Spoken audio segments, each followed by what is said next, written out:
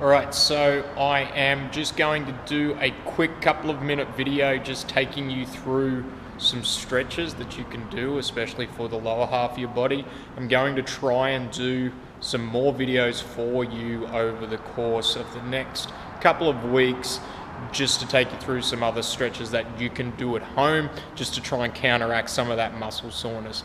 Now, I will apologize, I am not the most flexible person.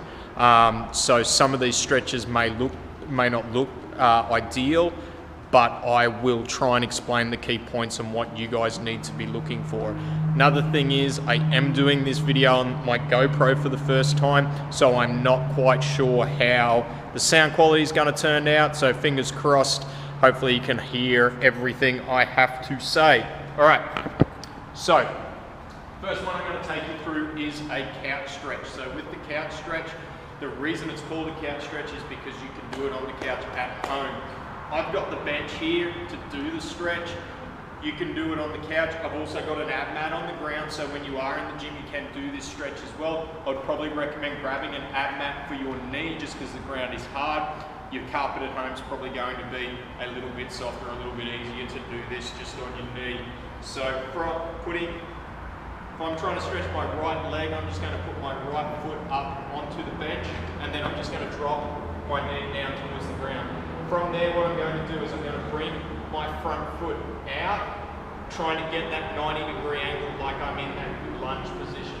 From there, what I'm aiming for is I'm aiming for a straight line that runs from my knee through my hip up to my shoulder. What I want to avoid while I do this is I want to avoid overextending, okay? I want to think about now, for those of you that have done a couple of sessions, you should have done a dead bug by now. I want to think about that same cues we use for those dead bugs. So ribs tucked down, in line with your pelvis. Think about pushing that belly button down to your spine and maintaining that natural curve in your spine. With that midline position, all I'm going to do there is I'm just going to squeeze my glutes, okay? And that's going to give me that straight line. It's going to give me that stretch through my quad, through my hip flexors, up through my sides and all the way through there. All right, I'm going to hold that for about 1 minute each side, and ideally I'm going to try and do 3 times each side when I do it. Second stretch that I'm going to show you is a pigeon stretch. I'm going to do it onto the bench. You can do it onto the floor. There is another variation of that if you can't get into this position. So if you need to know that variation, come and ask us. So doing an elevated pigeon stretch, what I'm going to do, I'm just basically going to put the side of my foot on the bench, and then I'm going to try and place my knee down onto the top of the bench, okay? From there, I can move the height of my hips up and down, but for me, I'm going to try and really probably push that back foot out and keep that knee relatively straight. Then from there, to change the position of the stretch, I can either move my torso towards my foot or towards my knee, and that will just start to stretch out that whole hip capsule there. Now, again, going to hold it for a minute.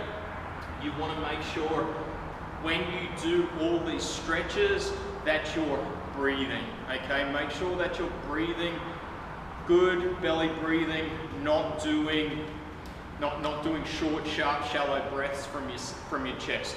You will find, especially the pigeon stretch and also the couch stretch, the better you can control your breathing, the more controlled it is, the deeper you can get into that stretch and the more you're going to get out of it. All right, so they're 2 quick stretches that can help you out with that lower body soreness, especially through these early stages of training. All right, thank you.